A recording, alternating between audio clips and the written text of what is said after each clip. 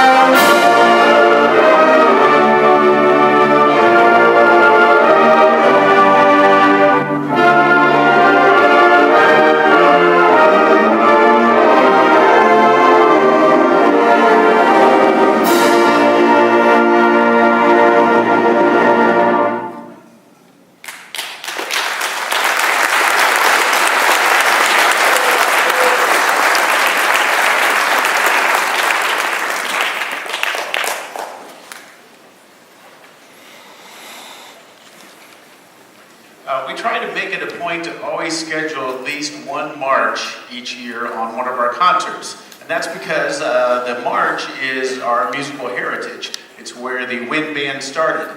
The turn of the century, they had many community bands.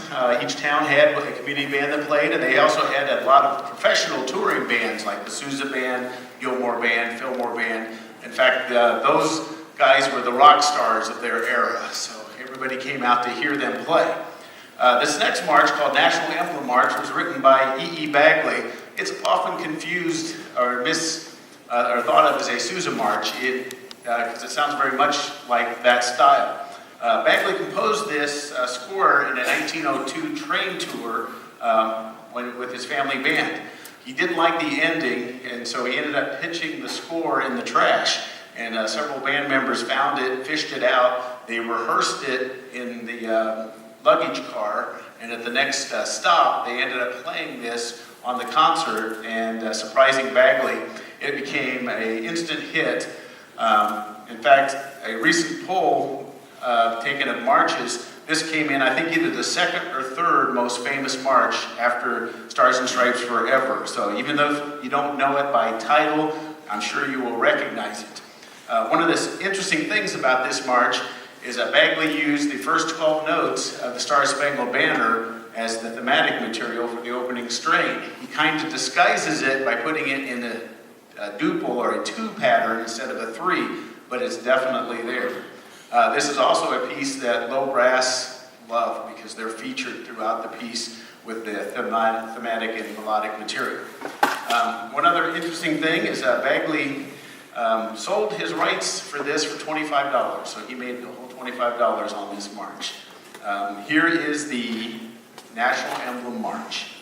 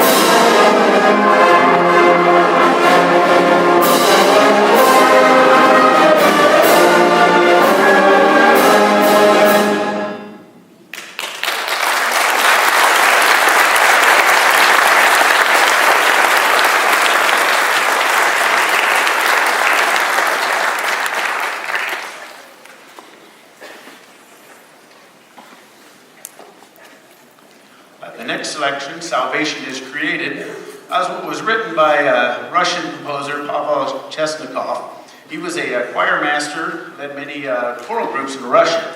Salvation is Created was one of his last sacred works composed by Chesnikov before the oppressive Soviet regime forced him to turn to secular music. In 1917, the peasants of Russia started a revolution and overthrew the reign of the czars. The new government that took over was over-established communism. Among the many changes that resulted was the shutting down of the Russian Orthodox Church. The government held a great deal of control over the type of music composers could write, and the music of this church was discouraged. Composers who wrote sacred music were at the risk of being killed or even having their families taken. Years after his death, communism fell, the Berlin Wall came down, and the Russian Orthodox Church opened its doors again. Salvation is Created became the unofficial anthem of the church. This piece was originally written as a choral work. The English translation is Salvation is Created in the Midst of Earth. This text was taken from a verse of Isaiah from the Old Testament. We pay homage to the origins of this piece with a little surprise.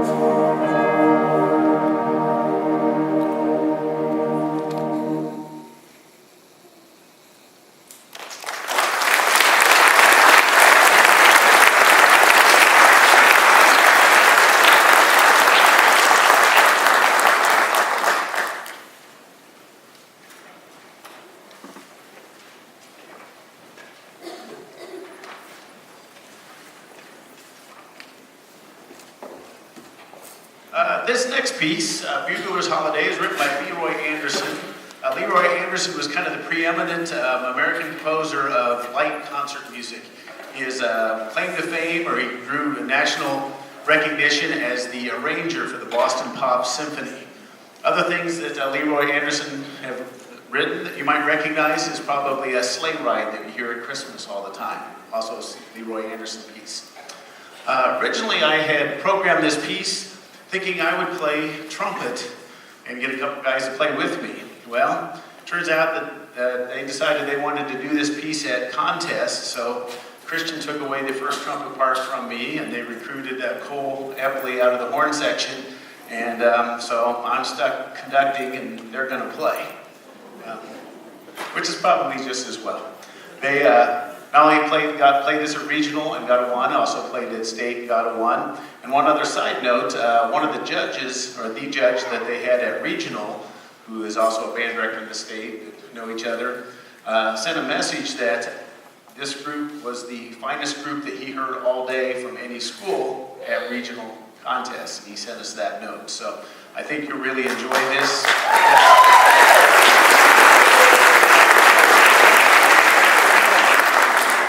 This is Leroy Anderson featuring Christian Boudreau, Logan Hutz, and Cole Epley.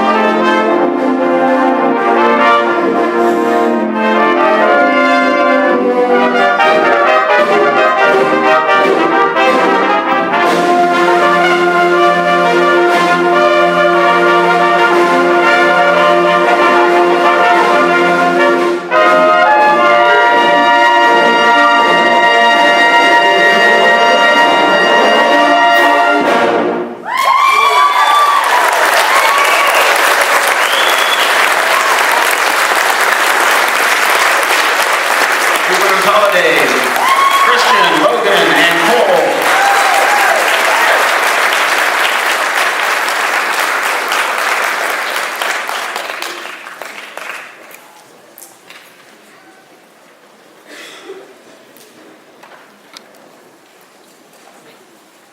Okay, our next selection is a overture written by Ed Huckabee called Explorations, and this is going to be conducted by Mr. Andrew Stewie. We've had a tradition the last several years that our senior drum major conducts a piece on the concert. This is the piece that Andrew chose, so please enjoy his performance with the Rose Hill Band of Explorations.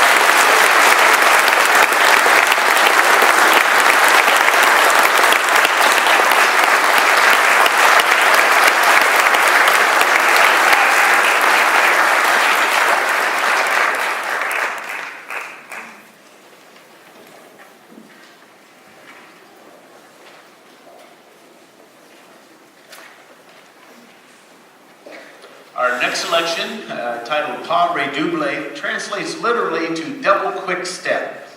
This piece was written by Paris-born composer Camille Cesson as a four-hand piano duet. Later it was transcribed and arranged for wind band and has become a classic in the wind band literature. The tempo of Pas Redoublé varies with the proficiency of the performers, as it says in the score. So tonight we are going to test the limits of how fast we can move our fingers with our playing.